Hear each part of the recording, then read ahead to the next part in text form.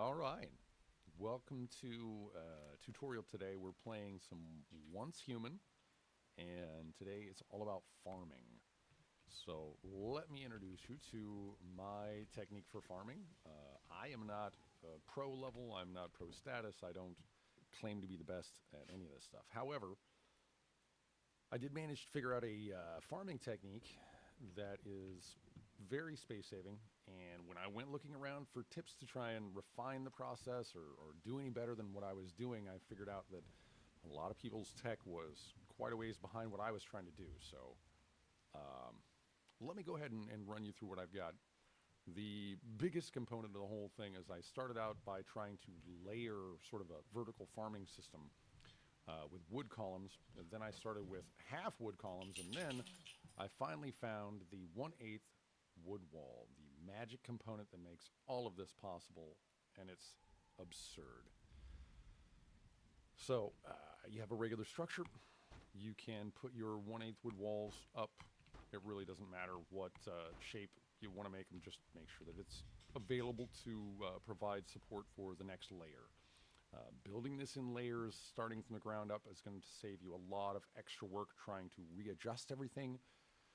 In this little tiny house here, I actually have maxed out the number of farming plots or functional facility things. I think it's, yeah, function facility. It shows right up there at the top. 249 out of 250.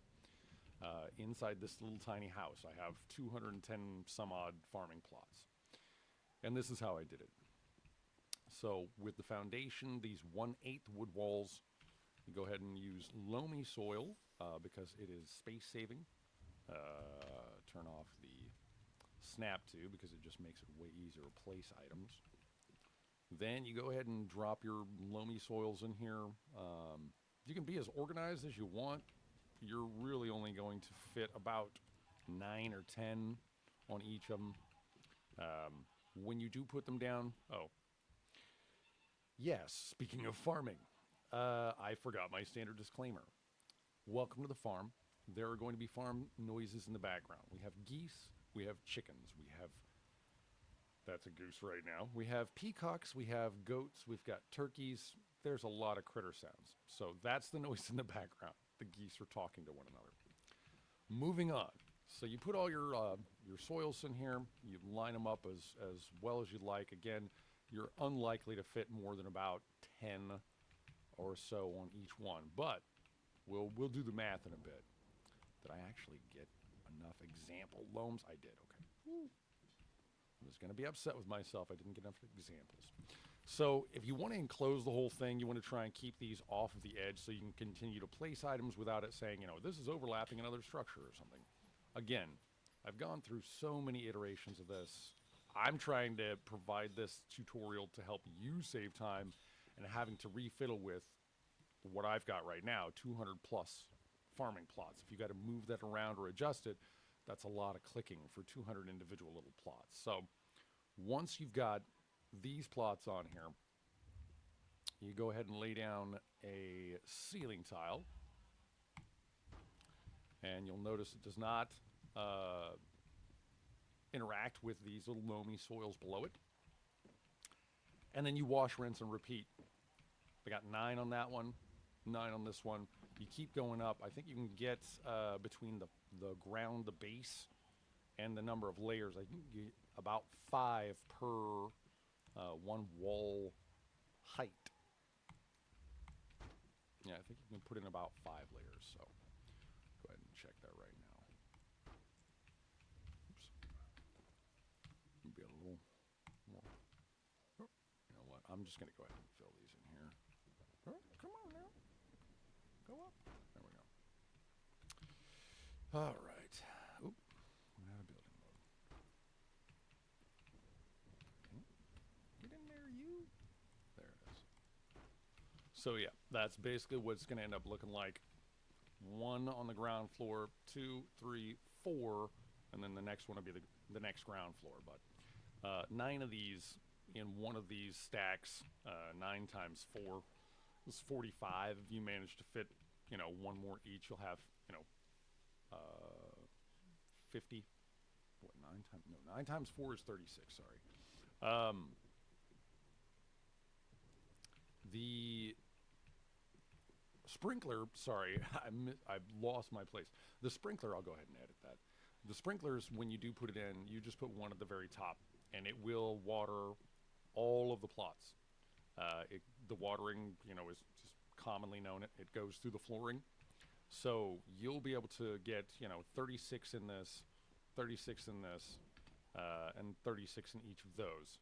Let's see, 36 times 4, 120, 144-ish in one of these 4x4 sections with a single sprinkler, and it waters all of them. So that's how you can set up a little micro farm in a very small area with a lot of these plots. Now, one of the things that's important is once you get all these stacked in here, you yourself, your character model, can't really access them. The only other component to help this all function is the mushroom guys. You gotta have one of those. I did not realize until like my 4th playthrough that these mushroom guys can plant things for you, and that's what made this all possible. So now I don't have to access all of my farm plots. I've got a bunch more stacked in here inside of these, just a ton of them stacked, just one on top of the other, stacked all in here, stacked everywhere, just stacked all on top of one another, right through the floors, all of them stacked. The mushroom guys are the ones that can actually access those plots. They will harvest, so I'm just picking up stuff that they harvested, but you can also click this area and tell them to plant things for you, which means they can reach those plots you cannot reach. They will be able to plant all the things, and it's absurd. Like I said, in this tiny little area, I've got 210-ish or so plots, and the turnover on it is pretty enormous. I've got a lot of spare things in the fridge, just because I end up with them. Oh no, I had all of my mushrooms turned into fertilizer. Yeah, that's why I ended up with 319 growth boost fertilizer, yield boost, almost 200 yield boost fertilizers, and just a truckload of seeds. They just churn them up. To start that all off, I think I used the Fetch-a-Lot bunnies to just collect up some seeds, but once you get it going, once you've got some of them planted in there and it's starting to go, it just kind of does it by itself. I tried to make it minimalist, so I used standard wood parts. The memetics requirements is first phase for almost all of it. The only really requirement after that is the second phase automatic irrigation, the sprinkler. The power requirements for it are very, very low. Not a serious issue. One water pump, one water container, one water purifier on the roof, inside of one of the roofing sections. I don't have to access it. Once it's all set up, it's all automated.